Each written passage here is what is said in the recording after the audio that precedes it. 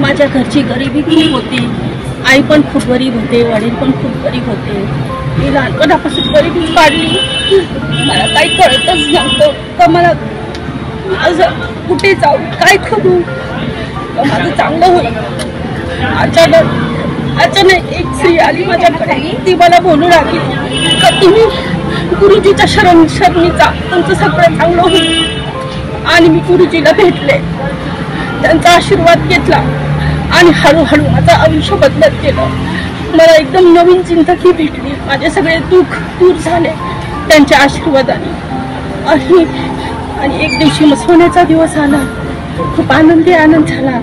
माझी सगळी गरिबी दूर झाली आणि मी खूप पैशावली झाली त्यांच्या आशीर्वादाने, गुरुजींच्या आशीर्वादाने. त्यांचा आशीर्वाद माझ्या पाठीशी सदा राहतो.